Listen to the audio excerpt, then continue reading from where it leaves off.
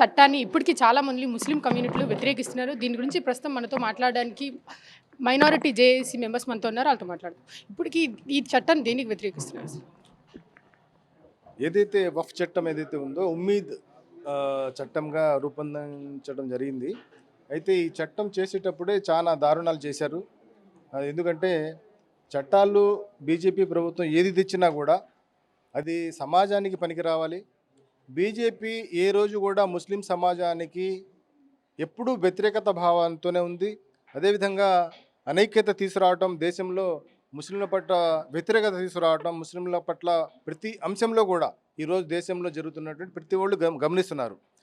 ఈరోజు చూస్తుంటే బాబరీ మస్జిద్ కాడ నుంచి కూడా ఏదైతే తలాక్ అంశం కానీ, యూనిఫామ్ సివిల్ కోడ్ అంశం కానీ, అదేవిధంగా బుర్ఖా అంశం కానీ, అదేవిధంగా తినే ఆహారం విషయంలో కానీ, ఇలాగ ప్రతి విషయంలో కూడా బీజేపీ ముస్లింని టార్గెట్ చేస్తుందనేది నగ్న సత్యం.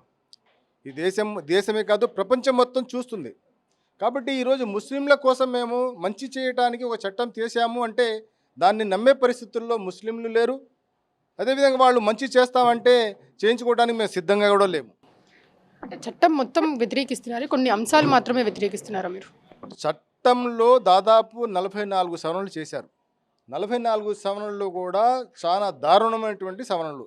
ఆ 44 సవరణలు కూడా ముస్లిం సమాజం యొక్క భూముల్ని మొత్తం లాక్కొని ముస్లిం సమాజానికి భూమి లేకుండా చేయడమే వాళ్ళ ప్రధాన ఉద్దేశం.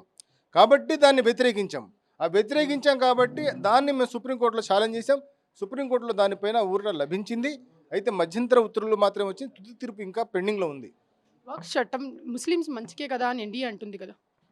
అదే చెప్తున్నాను, బీజేపీ ప్రభుత్వము ముస్లింలకు మంచి చేస్తుంటే మీరు కూడా నమ్మరు. ఏం నమ్మటం కాదు, ఈ దేశంలో ఎవరు నమ్మరు. వాళ్ళు మొత్తం దేశంలో ముస్లింలకు ఏ ల్యాండు, అసలు ముస్లిం సమాజానికి చెందినటువంటి భూములు కానీ, మసీదులు కానీ, దర్గాలు కానీ ఏది కూడా లేకుండా చేయాలనే బీజేపీ లక్ష్యం.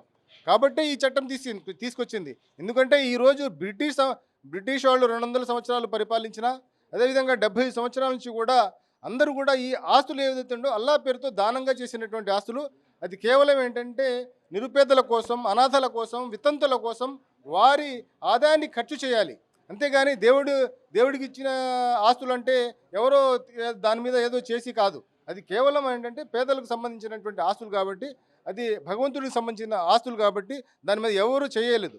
అయితే హైదరాబాద్లో 2 ఆస్తులు ఏదైతే ఉన్నాయో అది హైకోర్టులో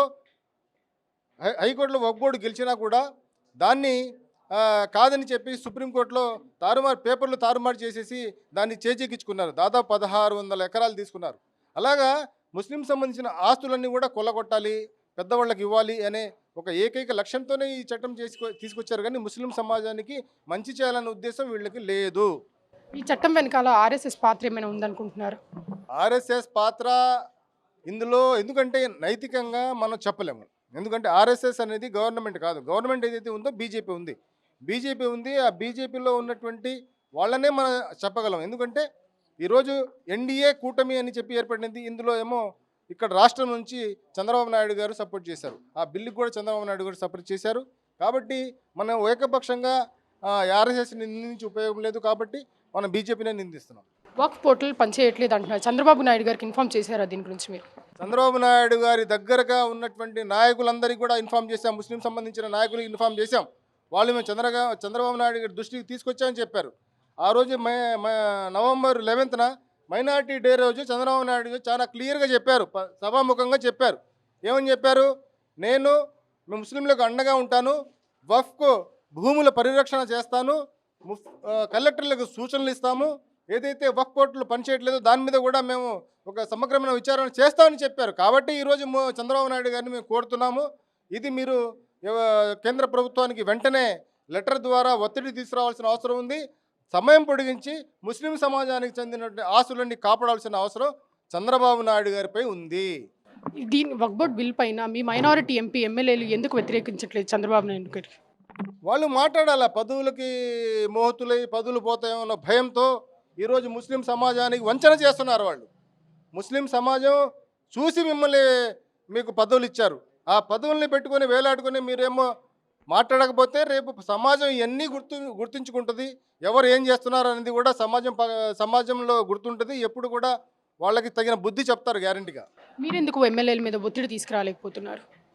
ఇది మా సమస్య కాదండి. ఇది మేము యాక్చువల్గా వక్ఫ్ బోర్డుకి సంబంధించిన సమస్య, మా సమస్య, లేదా నలుగురు ఐదుగురు సంఘాలకు సంబంధించిన కాదు, వాళ్ళకు కూడా సంబంధించింది. ఎందుకంటే రేపు చచ్చిపోతే మనం వెళ్ళాల్సింది ఆ కబ్రస్థాన్లోనే, మనం పూడ్చిపెట్టాల్సింది ఆ కబ్రస్థాన్ని. ఆ కబ్రస్థాన్ని కూడా కాపాడుకోకపోతే, మీరు రోజు 5 పూటలు నమాజ్ చేసుకుని మసీదులు కూడా కాపాడుకోలేకపోతే మీ పదవులు ఎందుకు, మీకెందుకు? ఒక ముస్లింగా పుట్టి మీరు ఏం చేస్తారు? ఇంకా ఏం చేయలేరు. ఇంకా వేస్ట్. మీరు మాట్లాడటం కూడా వేస్ట్ వాళ్ళ గురించి కూడా. మనం ఇది ఇక్కడ తాజా పరిస్థితి. కెమెరామెన్ ప్రసాద్తో అథా మొహమ్మద్, RTV విజయవాడ. చరిత్ర సృష్టించినోడు ఇప్పుడు ఆ చరిత్రని తిరగరాయబోతున్నాడు. అబద్ధాల గోడల్ని బద్దలు కొట్టి నిజాలను రాగా మీ ముందుంచబోతున్నాడు. నిజమైన వార్తల కోసం వెంటనే డౌన్లోడ్ చేసుకోండి రా యాప్ని.